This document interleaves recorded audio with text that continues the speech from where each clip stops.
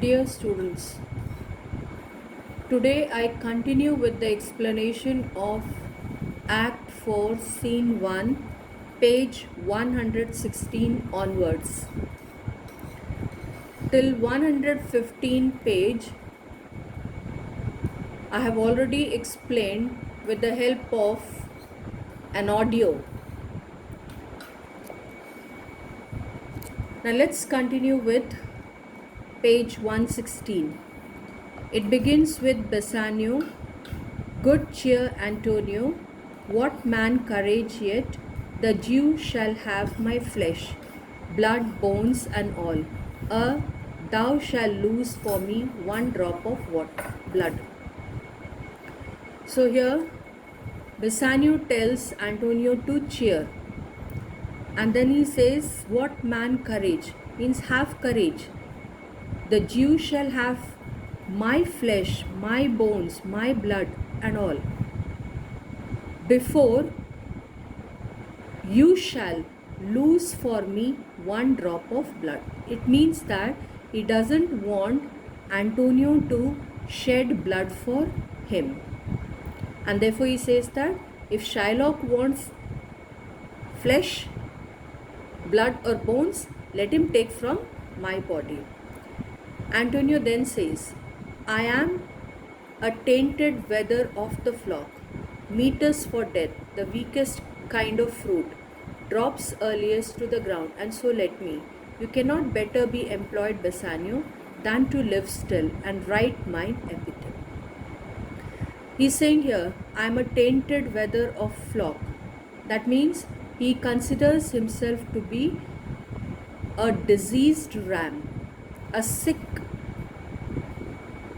sheep, and he says that very soon he is going to meet death. He considers his condition to be the weakest fruit because he thinks that at any moment, just like a fruit drops to the ground, similarly his life might end. That is why he says that you cannot better be employed, Bassanio, than to live still and write mine epitaph. So here he wants Bassanio to employ himself, that means to occupy himself, to live a long life. And why he wants Bassanio to live a long life, or what he wants him to be employed with? Writing an inscription on the tombstone of Antonio. Enter Nerissa, dressed like a lawyer's clerk. Came you from Peda, from Bellario? From both, my lord. Bellario greets your grace. Presents a letter. So as you have already been told earlier also, that a letter has been sent from Dr. Bellario. A recommendation letter has been sent. Why dost thou whet thy knife so earnestly? Whetting over here means sharpening. Why are you sharpening your knife so earnestly? To cut the forfeiture from the bankrupt there. So he's saying he's sharpening the knife just because he has to forfeit a pound of flesh. Not on thy soul, but on thy soul. Now you can see the difference. The word soul has two different meanings. So here in this line, the pun is being used. So he's saying here, not on thy soul, but on thy soul, harsh Jew. So here Jew is considered to be harsh. Thou makest thy knife keen, but no metal can. No, not the hangman's axe bear half the keenness of thy sharp envy. Can no prayers pierce thee? So it's told over here. To understand this, you have to keep in mind that it was believed earlier that the criminals were executed by hanging, and the noble or political prisoners by beheading them with an axe. This was being followed during the Elizabethan times. So here it is said, can no prayers pierce thee? Piercing over here means penetrating your heart.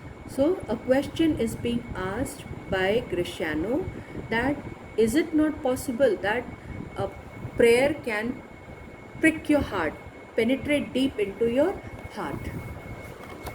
To which Shylock says, no, none, that thou hast wit enough to make. So he says that no prayer can prick his heart. You have wit. Wit over here means high intelligence enough to make. Then Gratiano says, O be thou damned inexecrable dog, and for thy life let justice be accused. Thou almost makest me waver in my faith to hold opinion with Pythagoras, that souls of animals infuse themselves into the trunks of men. Thy currish spirit governed a wolf who hanged for human slaughter. Even from the gallows did he fell, soul fleet, and whilst thou layest in thy unhallowed dam, infused itself in thee, for thy desires are wolfish, bloody, starved, and ravenous. Now let's see the verse of Gratiano. He says over here, first what is he saying? Thou damned inextricable dog. That means he is cursing him. He is insulting. Gratiano is insulting whom? Dog over here refers to Shylock. And then what is he saying? For thy life let justice be accused. So let justice be blamed for the fact that it allows you to live. Thou almost makest me waver in my faith. So you are making me waver. You are making me unsteady in my faith to hold up opinion with Pythagoras. Now Pythagoras is a Greek philosopher, and what is the reference made here is that the Greek philosopher, he believed that souls of men and animals appeared several times on earth. It appeared several times on the earth, assuming sometimes the higher and sometimes the lower forms of life. So that this is related to what? Body is mortal, soul is immortal. So in reference to this saying, in reference to this proverb, body being immortal and soul being immortal, the Greek philosopher Pythagoras believed that the souls of men and animals, they appeared several times on the earth in different forms, sometimes in the higher form and sometimes in the lower form of life. Then the thy currish spirit. Now currish spirit over here refers to the mongrel dog. It's a kind of a dog. And then governed a wolf. Governed a wolf means inhabited the body of a wolf who hanged for human slaughter. So it is being told over here that when it is said who hanged for human slaughter, it means what? Who was hanged for killing men. Okay, so even from the gallows did his fell soul fleet, and whilst thou layest in the unhallowed dam. So it is being told over here that this person from the gallows did his fell soul fleet. That means the soul fled from the gallows, and whilst thou layest. Now while you lay in the unhallowed dam. Unhallowed dam means unholy mother. Infused itself in thee. So here he says, Gratiano tells that when he was in the womb of his mother, when Shylock was in the womb of his mother, that time what happened? It's being told. It's being told that the evil spirits were infused into the body of Shylock, and therefore His desires are wolfish, bloody, starved, and ravenous. Ravenous over here means hungry. So this makes a reference to. These words make a reference to Shylock being wolfish in behavior, bloody, starved, and ravenous in taking the revenge. Shylock then says, "Still thou canst rail the seal from off my bond." Whatever you call, whatever Grishano has said, in spite of all this, whatever Grishano has said, you cannot, till thou canst rail. Rail means shout. The seal from my bond. That means you cannot shout, or you cannot specify the seal from the bond. Thou but offendest thy lungs to speak so long. Repair thy wit, good youth, or it will fall to cureless ruin. I stand here for. So he means to say here that you're offending your lungs to speak so loud. This is what he's saying. You're offending your lungs to speak too loud. He wants that the wit must be repaired, or it will fall to the cureless. Cureless means incurable ruin.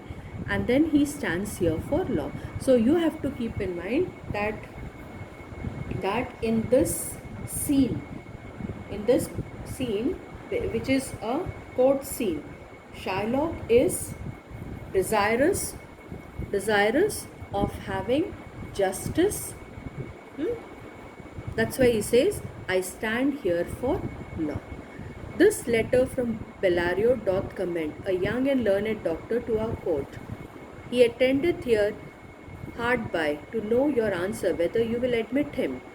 So Duke says that the letter from Bellario has been brought by the servant, and Nerissa is making a reference over here that he attended here. That means the person who has been recommended. Who is that person? Dr. Balthasar is the person recommended by Dr. Bellario. So he is standing there.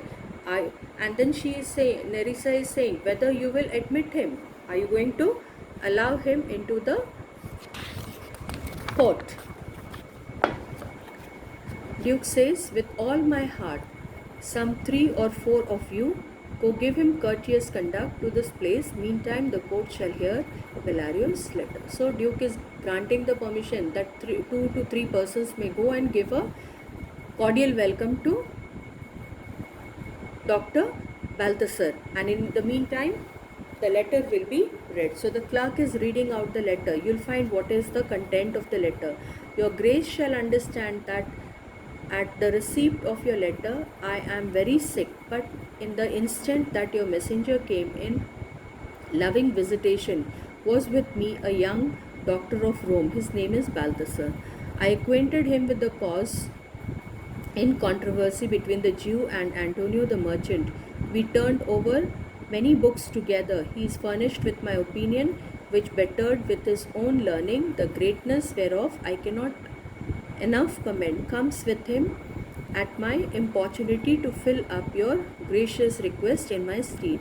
I beseech you, let his lack of years be no impediment to let him lack a reverent estimation, for I never knew so young a body with so old a head. I leave him to your gracious acceptance, whose trial shall better publish his recommendation. So it is being told here that in the letter it is mentioned that the person who is being recommended as the young doctor of Rome is Balthasar. Okay, and it is mentioned that Dr. Bellario cannot attend the court because he is sick. Then he says that the Duke can trust Dr. Balthasar because Dr. Balthasar is very well versed with the case. They have both Bellario and Balthasar, both of them have furnished. They have referred the books. They have the referred the books, and whatever is Bellario's opinion that has been furnished to Balthasar. Okay, and then it is being told that um, this person is capable of handling the situation. So Bellario is telling the Duke to have trust on this person, and then it is being told that this person is so young with so old a head. That it means what? The person is no doubt young by age, but as far as the knowledge is concerned, concerned, he appears to be very experienced, in particularly in the matter of Shylock and Antonio. Then Duke says, "You hear the learned Bellario, what he writes, and here I take it is the doctor come." And then you find here that give me your hand, come you from old Bellario. I did, my lord. So Duke is welcoming, and then are you acquainted with the difference that holds the present question in the court? The question is being asked by Duke to Portia, who is present here as Dr.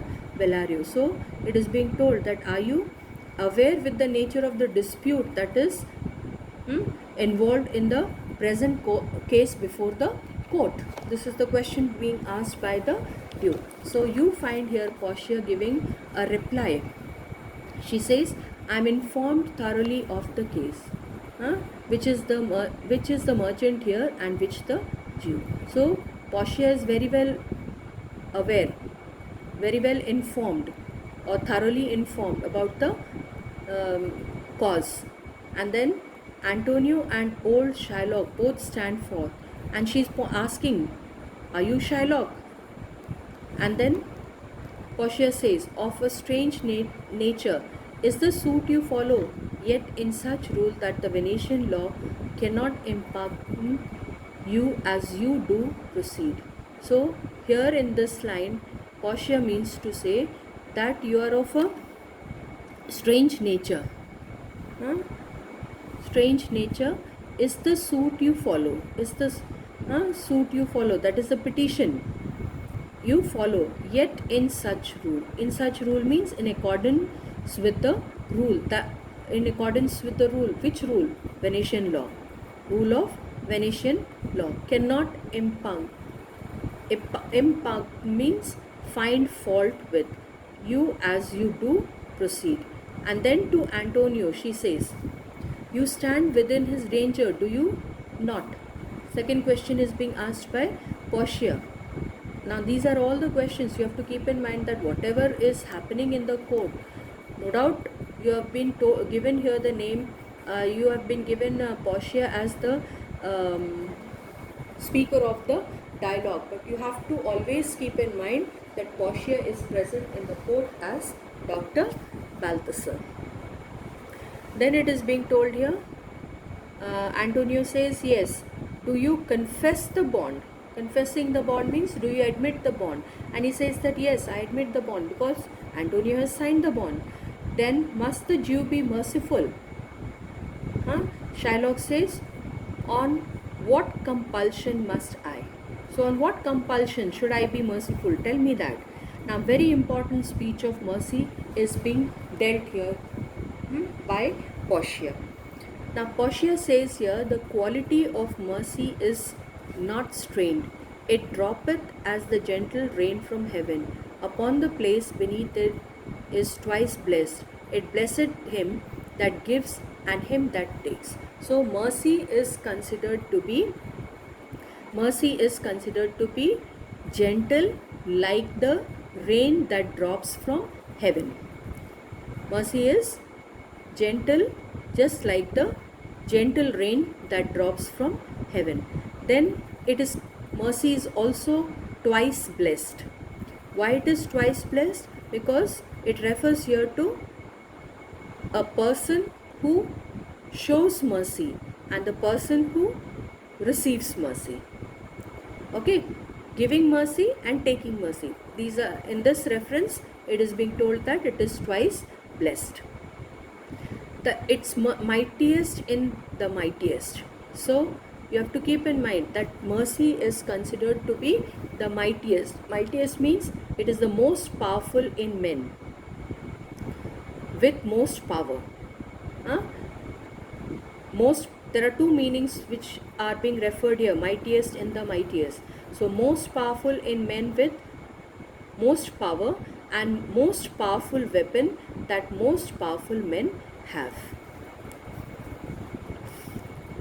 It becomes the throned monarch better than his crown. Now it's told over here that mercy is also a noble quality. In a royal king, mercy is given more weightage as the noble quality being possessed by the royal king than the crown which he wears. So if crown and the mercy, these two are to be compared, then Portia says that mercy is the nobler quality than the crown which the king wears.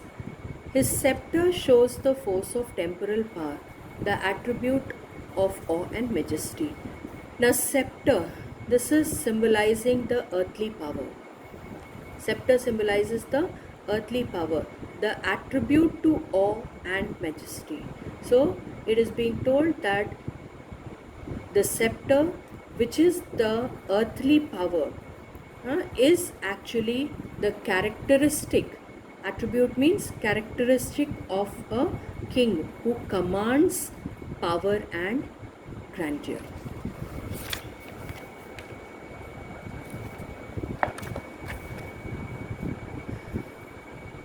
Whereon doth sit the dread and fear of kings, but mercy is above this sceptered sway. It is enthroned in the hearts of kings. It is an attribute to God himself, and earthly power doth then show like a God. Now it's told here that wherein doth sit the dread. Dread means fear of the kings. Mercy is above the sceptered sway. It means what? Mercy is considered to be far above this world that is being ruled by men with the scepters. Then it is deep rooted. It is far above the world that is ruled by men with scepters, and it is also deep rooted in the hearts of the king. It's also a quality, it's also a godly quality, and earthly power doth then show like as gods. So it's told over here that it's a godly quality, but this quality that belongs to a person of the earth, that person when has to show mercy, he behaves like God. When mercy seasons justice, means moderates justice. Therefore, Jew, though justice be thy plea, consider this, that in the course of justice none of us should see salvation. We do pray for mercy, and that some prayer doth teach us all to render the deeds of mercy. Now it's being told here in these lines that if the demand is made as per the legal terms, if we were to be judged according to the strict justice of God, if we were to judge according to the strict justice of God, what will happen then? What will happen? None of us would be saved. None of us would be saved, because everyone on this earth is or will be involved in at least one offense or one sin.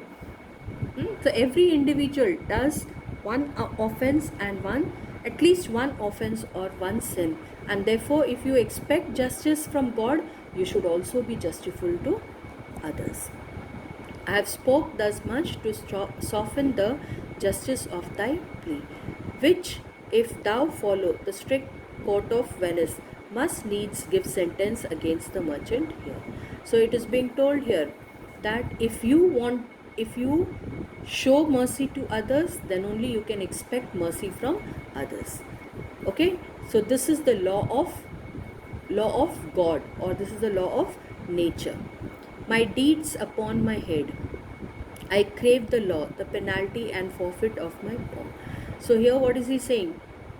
My deeds upon my head. That means what? He is taking the responsibility of what he is doing. I crave the law. I ask for the law, the penalty and the forfeit of the bond. Is he not able to discharge the money? Another question which is being asked by Portia. And then Bassanio says, yes, here I render it for him in the court, twice the sum. If that will not suffice, I will be bound to pay 10 times over on forfeit of my hands, my head, my heart. If this will not suffice, it must appear that malice bears down truth. And I beseech you, rest once the law to your authority, to do great right, do a little wrong, and curb this cruel devil of his will. So Bassanio says that, what is he trying to say here? First he says that he is ready to pay twice the sum. If that amount is not sufficient, he can pay 10 times. He can pay 10 times on forfeit of my hands. So he means to say that he is having on forfeit of his hands, head and heart.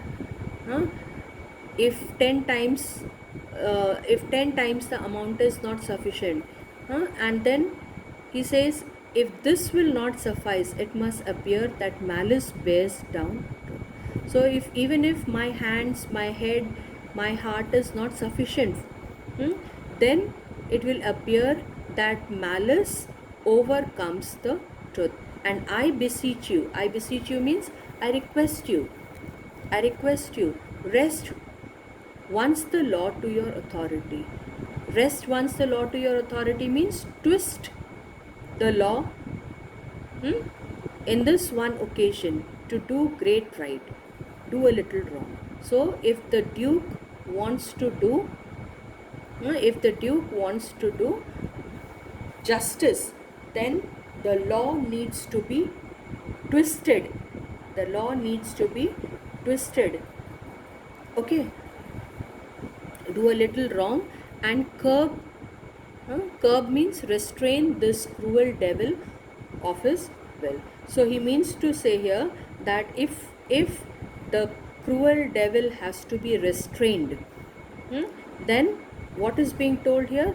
That there should be some irregularity in the act of justice, because he is demanding something which is very great, something which is not acceptable. His desires are ravenous, his desires are bloody. Therefore Bassanio says that in case if the justice has to be done, then there need to be some change in the law of Venice. There need to be a slight irregularity. Then only the matter could be solved. I stop here.